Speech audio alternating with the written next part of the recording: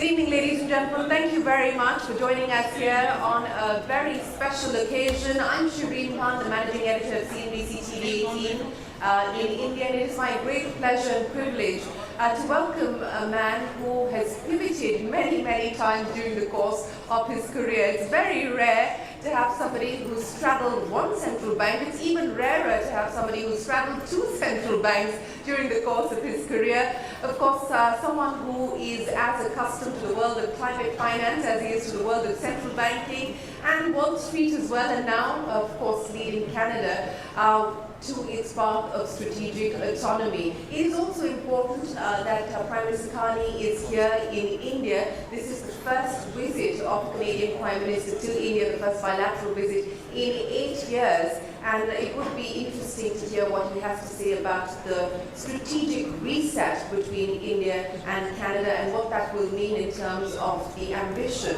of this partnership. So without further ado, please join me in welcoming the Prime Minister of Canada, Mark Carney.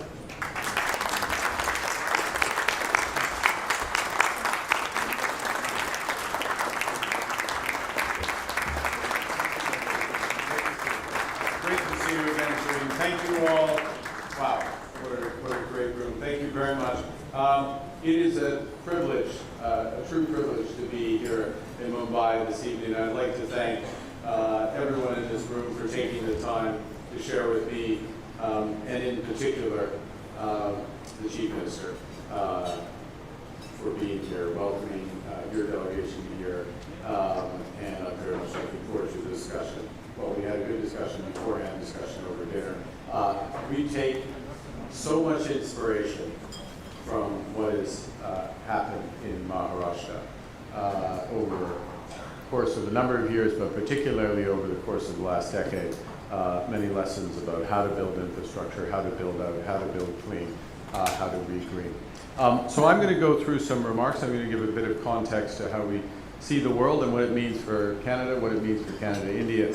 But there have been obviously developments today, and I would like to make a few comments on those developments, and I will do so in both of Canada's official languages, beginning in French. So bear with me for a moment, please. En ce qui concerne la situation au Moyen-Orient, la position du Canada reste claire. La République islamique d'Iran est la principale source d'instabilité et de terreur au Moyen-Orient. Elle affiche l'un des pires bilans au monde en matière de droits de la personne et elle ne doit en aucun cas être autorisée à acquérir ou à mettre au point des armes nucléaires. Le Canada et ses partenaires internationaux ont demandé à plusieurs reprises au régime iranien de mettre fin à son programme nucléaire, notamment lors du sommet du G7 à Kananaskis et à l'occasion de la réimposition des sanctions par les Nations Unies en septembre dernier.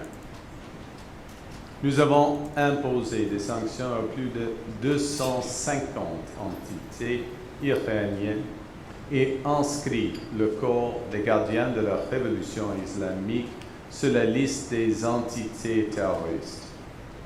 Et malgré les démarches diplomatiques, l'Iran n'a pas complètement démantelé son programme nucléaire, n'a pas cessé toutes ses activités d'enrichissement et n'a pas mis fin à son soutien aux groupes terroristes régionaux. Le Canada est solidaire du peuple iranien dans sa longue et courageuse lutte contre le régime oppressif de l'Iran. Et le Canada réaffirme le droit d'Israël de se défendre. Le Canada appuie les mesures prises par les États-Unis pour empêcher l'Iran de se doter d'une arme nucléaire et pour empêcher son régime de continuer à menacer la paix et la sécurité internationale. Et le gouvernement du Canada appelle à la protection de tous les civils dans ce conflit. So to translate, Canada's position on the developments in the Middle East remains clear. The Islamic Republic of Iran is the principal source of instability and terror throughout the Middle East. It has one of the world's worst human rights records and must never be allowed to obtain or develop nuclear weapons. Canada and our international partners have called consistently upon the Iranian regime to end its nuclear program, including at the G7 summit in Kananaskis and with the United Nations reimposition of sanctions this past September. We've sanctioned over 250 Iranian entities. We've listed the Islamic Revolutionary Guard Corps as a terrorist entity. And despite numerous diplomatic efforts, Iran has neither fully dismantled its nuclear program, halted all enrichment activities, nor ended its support for regional terrorist proxy groups. Canada stands with the Iranian people in their long and courageous struggle against this oppressive regime. And we reaffirm Israel's right to defend itself. Canada supports the United States acting to prevent Iran from obtaining a nuclear weapon and to prevent its regime from further threatening international peace and security. And the Canadian government urges the protection of all civilians in this conflict.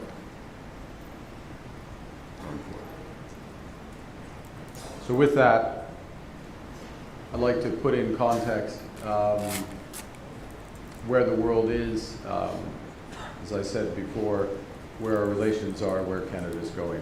And let me start by observing, again, what an honor it is to be here and a pleasure to be at the Taj, a landmark that reflects the city's illustrious history and its resilience. My visit is the first bilateral visit by a Canadian Prime Minister in 8 years. This visit marks the end of a challenging period and, more importantly, the beginning of a new, more ambitious partnership between two confident and complementary nations.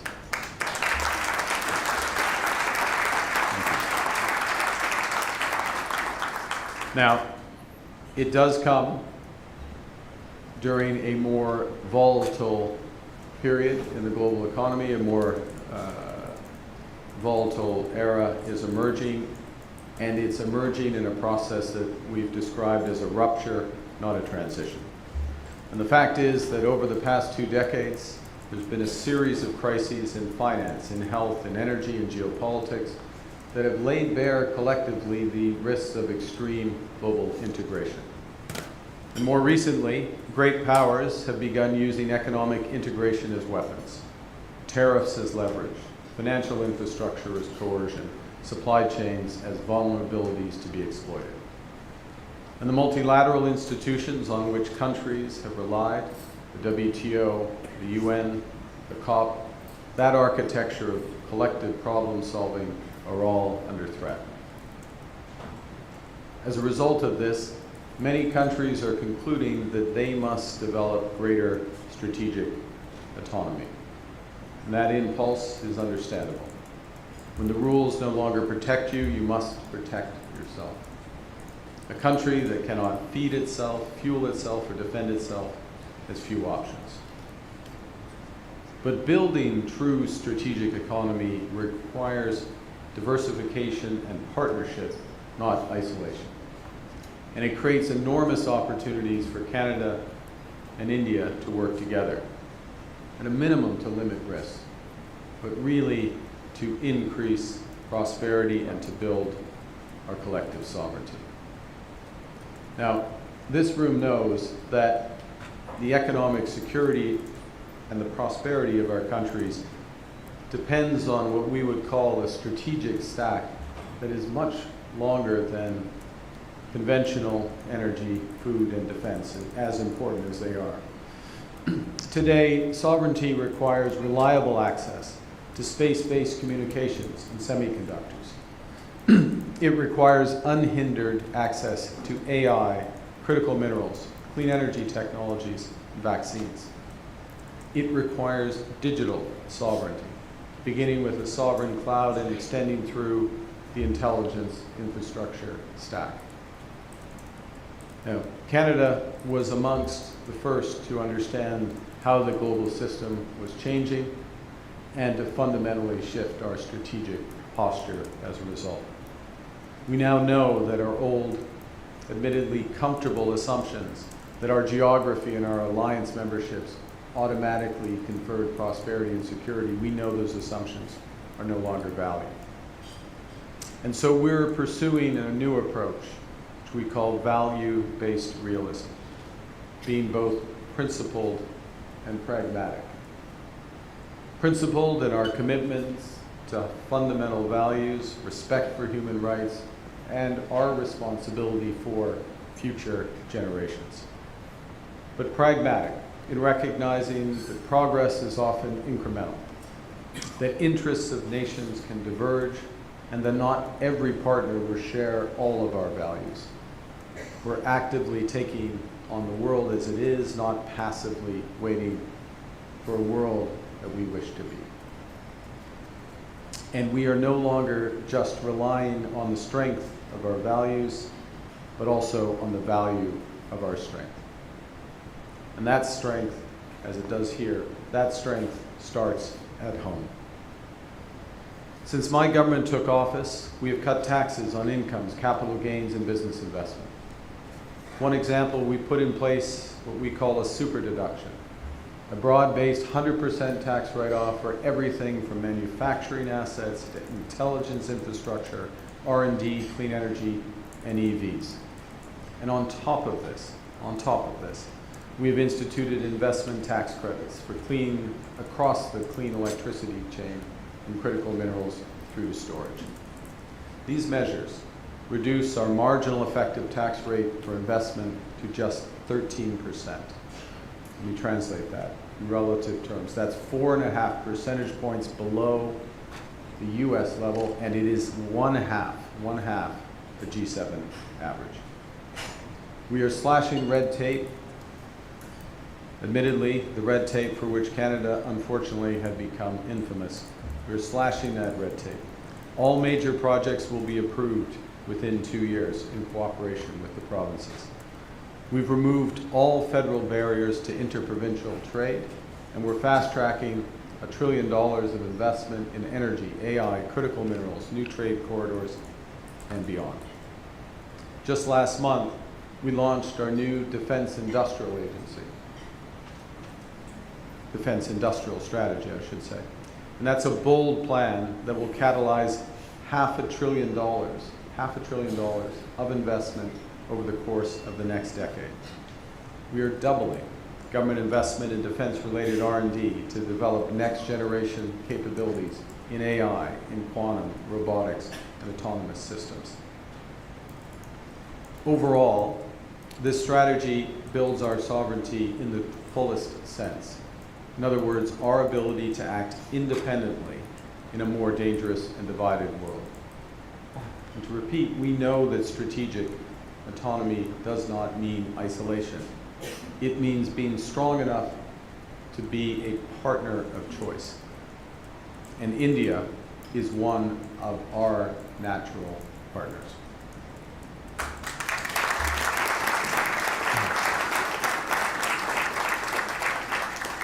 And to put those partnerships in context, we're rapidly diversifying abroad. We have agreed a comprehensive strategic partnership with the European Union, including becoming the only non-EU country to join SAFE, their defense procurement arrangement. We've signed 20 trade and security deals on 4 continents in just 8 months, including with China, Indonesia, the UAE, and others. We're negotiating free trade pacts with ASEAN, Thailand, Philippines, Mercosur, and most importantly, with all due respect, most importantly, with India.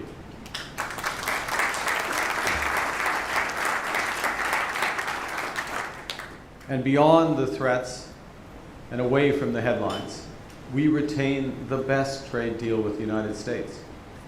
Our average tariff rate is less than 5%, and more than 85% of our trade enters the United States tariff-free.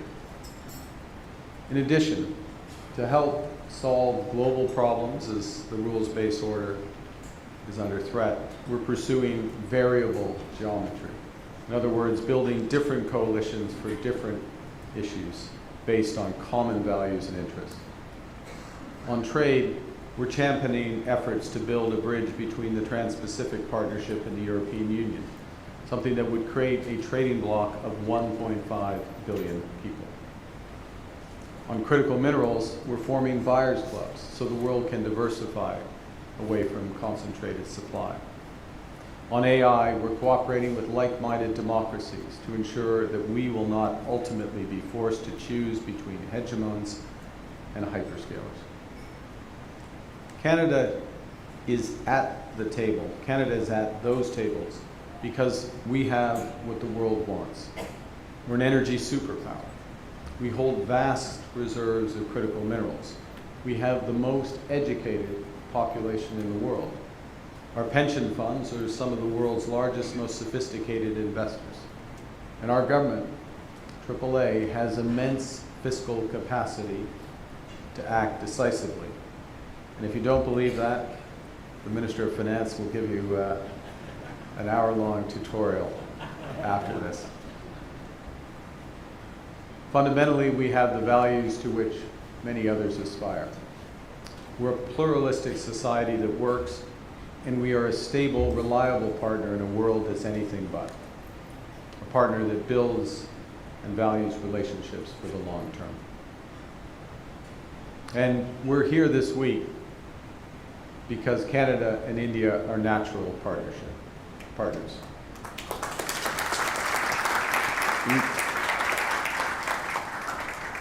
That partnership begins with our people. 2 million Canadians trace their roots to India, including leaders in business, science, and government. Tens of thousands of people travel between our countries every year to visit families and friends. There's more than 1,000 Canadian companies already doing business here in India. 400,000 talented Indians study in Canada. That is double the number that study in the United States. It is 4 times the number that study in the United Kingdom. And just as Indian students come to study at Canadian universities come to India. Today it was my pleasure to join Universities Canada, representing over 20 of our top institutions in announcing the signing of 13 new agreements for research, student exchanges, hybrid campuses, AI centers of excellence.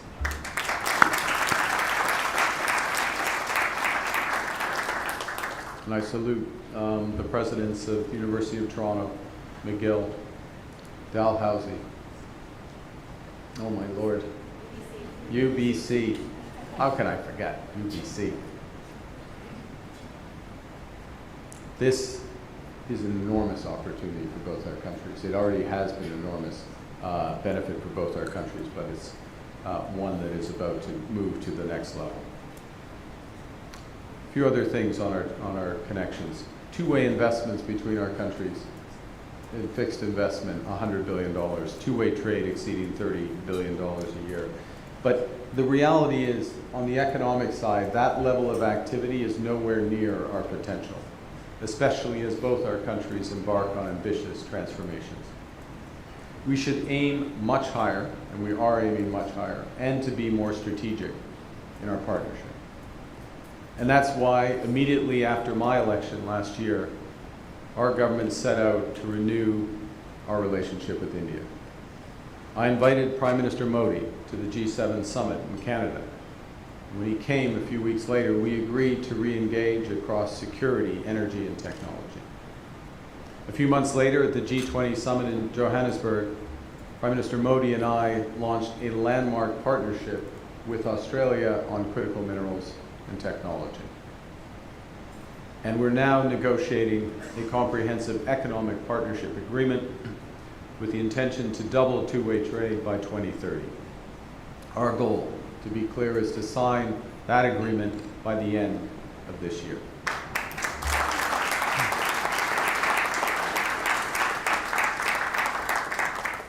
Our foreign ministers have met 5 times in 5 months.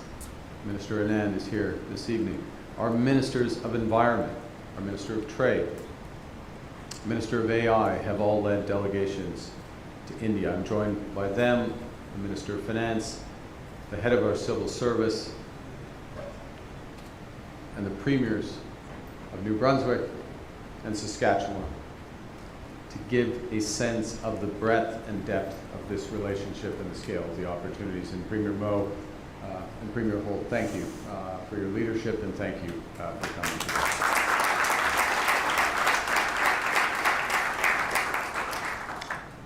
Our visit is focused on the core areas where we can work together to create that greater sovereignty, greater choice, and greater prosperity for our people. That naturally begins with food and energy, given our places as Canada's position as a food and energy superpower. I'll give a few examples. LNG. We intend to increase our export capacity to Asia by 50 million tons in the coming years. It extends to nuclear cooperation, from being the most reliable long-term supplier of uranium to building large-scale and SMR reactors.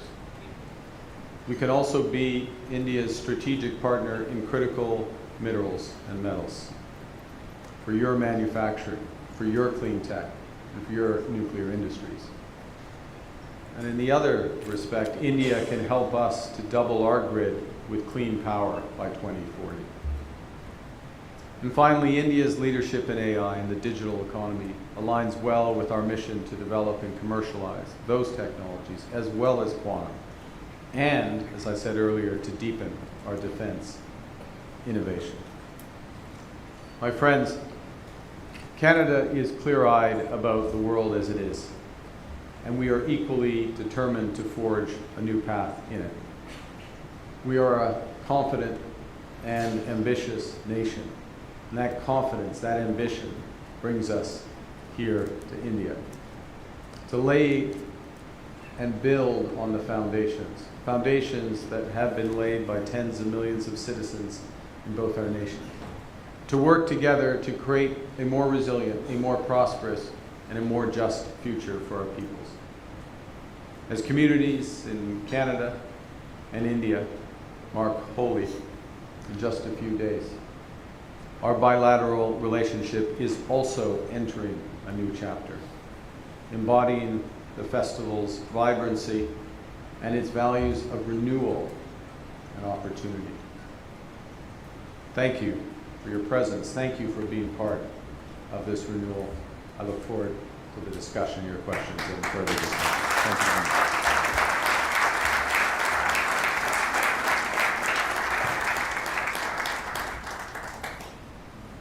Mark Carney, it's wonderful to be able to speak with you again. And for those of you who were not in Davos, he got a rousing reception. There are very few people who actually get a standing ovation in Davos, and he was one of them. So it's wonderful to have you here in India. I want to start by addressing what you started your speech with, and that is the hostilities that we're currently seeing between US, Israel, and Iran. Iran saying that there are no red lines that it will now adhere to. How concerned are you about the escalation that we're seeing today? Well, I mean, to state the obvious, it is a serious escalation. It comes at the end of, candidly, years. One could portray it as decades of diplomatic efforts to resolve the situation, to end the nuclear enrichment, to end the state-sponsored terrorism of Iran. Those efforts have made episodic progress, but not comprehensive progress. Those efforts intensified in recent weeks without resolution. It's led us to this. It is a serious conflict. In a serious conflict, you have to make choices. We have a consistent position. Prevention of Iran obtaining nuclear weapons, prevention of the state-sponsored terrorism that has plagued the Middle East in multiple forms, and support for the Iranian people. And the consequence of that will be determined by whether Iran de-escalates. We call on all parties to protect civilian lives as best as possible in what is a very serious situation. If Iran chooses not to de-escalate at this point in time and we continue to see a protracted escalation, when you say that you support the US and you support Israel, what could that support entail? Do you see Canada getting involved as well? Look, we have not been party to the military buildup to this or the military planning of this, so it is not envisioned that we would be part of it moving forward. But certainly we have both the Minister of Finance, myself with the President, Minister of Finance with their counterpart, Minister of Foreign Affairs, I should say, and myself with the President. We've had a series of discussions over recent weeks about the possibility of this happening if the diplomatic efforts were not successful. It's been very clear, the threat of what has now been realized in terms of military action should have been clear to an Iranian regime which has refused to dismantle fully its nuclear program and continues to pose a serious threat to the region. As a former central banker, what could this mean now potentially for the commodities markets, and what sort of a challenge does it pose for central banks as well as for fiscal policy around the world? In the very short term, you get a risk premium in situations like this. You'll get a risk premium, particularly obviously in energy markets, oil markets. There is military activity around the Straits of Hormuz, which is an obvious choke point. It comes at a time. First and foremost, this is about human lives. It's about establishing stability in the region, the will of the Iranian people being respected. That first and foremost. That. When you go back to commodity markets and inflation, it comes at a time when commodity price inflation has been lower. I mean, oil markets have been soft as a whole. So there'll be some firmness and some spike on that, but I don't view it as, I view the issue as a fundamental issue of geopolitics, of ending state-sponsored terrorism, ending nuclear proliferation in Iran, and of course protecting civilian lives as much as possible, as opposed to majoring on the economic side, which I don't view as in the fullness of time, that material. Let me now talk to you about India and your visit here to India. As you pointed out, this is the first bilateral visit by a Canadian Prime Minister in the last 8 years. And before we talk about the reset, we need to talk about the repair. And where do you believe you find yourself in that process of repair? Do you believe that the invitation to the Prime Minister to be at the G7 was really the most meaningful start of the repair process? Well, I think yes, I think it was the start of the repair process, or at least formally the trigger for the repair. The only way to repair a relationship is to re-engage. And then the question is there something substantive underneath? And I think what we saw very quickly is two things. One is an engagement on both sides with good faith and energy on the security side to work more closely together on the security side, and that has been followed up consistently with the Ministers of Foreign Affairs, but also our national security advisors, our various security departments. So that pillar is there.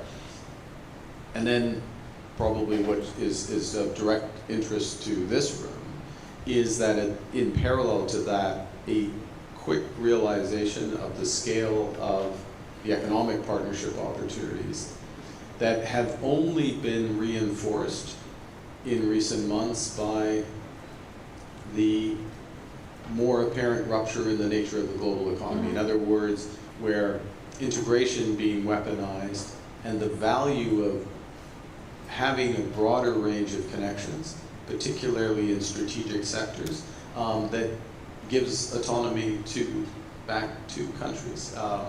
And that's where our complementarities really come in. So the middle powers resistance that you spoke of in Davos, so the strategic reset of India and Canada should be seen from that lens? Well, I'm a couple of things there, just not to be too picky about the rhetoric, but I wouldn't call India a middle power. I mean, India is, I'm happy for Canada to be called a middle power, but I don't view, in all seriousness, in terms of the trajectory and the ambition. The second thing is that it's not a resistance. What I view this as is we understand the way the world is. We understand that if you have a single dependency in something strategic, it could be food, it could be oil, it could be energy, it could be semiconductors, it could be elements of the intelligence stack, it could be in space. That's a risky position to be in if that is with one of the hegemons. That's revealed behavior.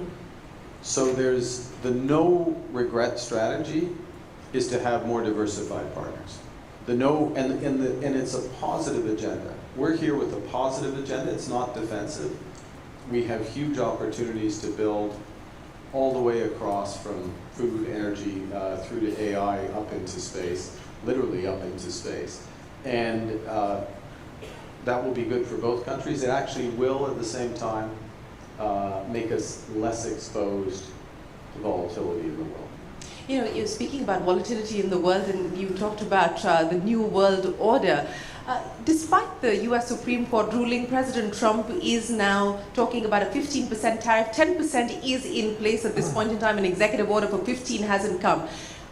Are you prepared, or should we be prepared for a world where a baseline tariff is just going to have to be the way to do business with the US? That is going to have to be the price to access the US market. Is that now a realization and an acknowledgement? Well, President Trump has been clear for months that being a part of access to the U.S. market, you should pay, quote unquote, for access to the U.S. market. Sometimes that's in tariffs, sometimes that's in changing regulation, sometimes that's in investment commitments into the United States. We've seen all of those. I think this will likely settle down into tariffs, but the ability of the U.S. administration to do that over the longer term will be more likely determined by more conventional methods in trade agreements or not, than what are temporary measures.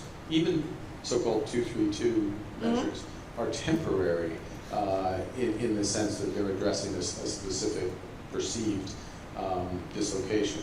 And obviously the Section 122 ones that are used now have a time limit of 150 days. Yeah.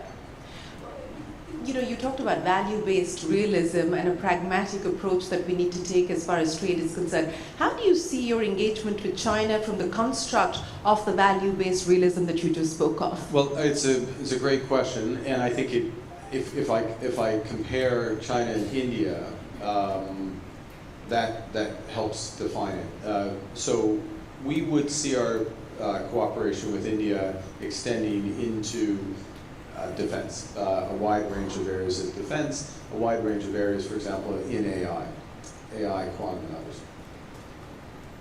That was not part of our discussions with the Chinese. I don't see defense cooperation with China. When I say defense cooperation, I mean in the production of weapon systems and defensive systems. And why is that the case? Well, because we have the overlap between our values. Canada and India there is not a comparison vis-a-vis China. So the opportunity set with China, which is large in absolute terms, is much narrower than it is with India. Let's talk about the India opportunities then. You said that you believe that there is a lot of ambition in making this partnership and taking this partnership to newer heights. What can we expect then in terms of the CEPA? The Commerce Minister said that they hope that at least the launch of the talks, the fresh round of talks for the CEPA will happen during this visit of yours. What can you expect on that front? Well, I think Yes, I share the view of the commerce, or the hope, actually I would upgrade his hope to an expectation, if not a certainty, that we would launch these talks. The second thing, the Prime Minister and myself agreed in Johannesburg, as I said in my remarks, that our intention is to sign a CEPA by the end of this year, ideally by the G20 summit, the upcoming G20 summit. In America, I guess. So that's the first. The second is there's a series of other agreements, for example, around critical minerals, which we would logically develop. Whether that's part of the CEPA or not is, for facts on the ground, it doesn't make a difference. I mean, we have the agreement between the two nations. So I see a series of other agreements. Critical minerals would be one, maybe digital trade may be in or out, but I would expect that we need agreement in around that. So the ambition is much broader than even the comprehensive economic partnership. You spoke about the buyers club for critical minerals. Do you see India as being part of it? I think it's very important that India is part of it, first point. Second, it was one of the quieter things, but more important things that came out of the Kananaskis G7. Again, Prime Minister Modi was there. He signaled interest in the Buyers Club at that point. And just to be clear, what we're talking about for those who are affected by this is using collective buying power, including, to put a fine point on it, in Canada, we have set aside just under $2 billion as a support fund for certain critical metals and minerals so that investment can be made with knowledge that there will be at least a floor price over the medium term. That helps get around short-term volatility and predatory, to be frank, predatory behavior in some of those markets, and that's going to drive the investment. So, and it's also part of what we're working with the Australians and the European Union. So India being part, very logical given the investments here, the expertise here, but also it helps create that critical mass for it. You know, you talked about defense and that being an area of opportunity for both Canada and India to work together. Nuclear, and there are historical ties between India and Canada going back to Cameco transferring technology to Indian companies here. Do you build on that in light of the fact that India's just passed this legislation? Is this going to be an area of priority for you? It's absolutely an area of priority. I think maybe I'll just, one thing that's probably can-do technology, but Cameco is very much implicated. As Premier Mo is here from Saskatchewan, where there's more than enough uranium, I think, is that fair to say, in your great province, for the scale of nuclear ambitions globally, but very much here. And I think this is a crucial point. When you get to areas like anything on the energy side, but let's stick with nuclear, anything on the food security side and others, Canada will be a reliable partner. We will not weaponize, be tempted to play with this. This is a crucial, and that's part of what, again, I don't want to group India in as a middle power, but the non-hegemons. That's where when we come together, that's part of the advantage, and particularly with those countries where you share share a core set of values. You know, the non-hegemon grouping that you just spoke of on the energy side, that's another area of cooperation. We had your energy minister here in January, and there was a renewed commitment to build on the energy partnership between India and Canada. In light of the US's attempt to get India to diversify its energy mix more and stop buying from Russia, do you see this as an opportunity for countries like Canada? Well, I think there's a wide range of energy opportunities. We just touched on nuclear. I mentioned LNG. That is a huge opportunity there. We expect that there will be additional oil capacity, oil export capacity that could be complementary here. I would just stress alongside that that unlike the U.S., at least for the moment, we will be a major buyer of clean technology. I'll give one example of 60 gigawatts clean technology, and including storage required offshore, in Atlantic Canada. So it's a two-way partnership. I think it's natural, irrespective of the issue with Russia. You know, we're almost at the end of our time, so let me ask you, you spoke in Davos about the fact that if you're not at the table, you're on the menu. At this point in time, given everything that's happening in the world, and as you pointed out, it's a rupture, it's not transient, there's no going back to the way that things were. What concerns you about what we're seeing today the most in light of the many developments that have taken place even since you made that speech in Davos? I think I'm more optimistic, but where the Than you were in Davos? Well, I'm more optimistic because of the reaction to that speech. And there's a sort of public reaction, but then the quality of the discussions with a wide range of countries who are all thinking the same thing, who all realize that there's many areas to partner together, and to be frank, who all want a positive agenda. They want to build, they want to move forward, they're confident. I mean, this to me, it describes India, it also describes Canada. And as opposed to being in a defensive world where you're waiting for the next tweet, and you're worried about your core economic relationships. No, build a relationship you can rely on for the long term. That lowers my worry level because there's just so much to do. And as an example, the scale of what's being discussed between Canada and India is a perfect illustration of that. Did you believe or anticipate that you'd emerge from that speech as the great unifier? Boy, we're in trouble if I'm the great unifier. But I think the main thing I took from that speech, I hate to say, the analogy was right. You know, the analogy of taking the sign out of the window, the analogy is there because in a totalitarian regime, everyone is thinking the same thing, but you don't necessarily know that everyone's thinking the same thing.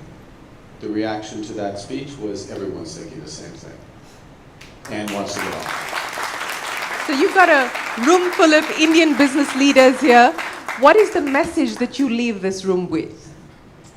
That I leave this room with? Yes. Let's go. Yes. No, the message is, I've been here for 30 hours probably, tremendous discussions already, a lot of energy, focus. It's infectious, the enthusiasm, the ambition, and the scale and scope of what's going on in India.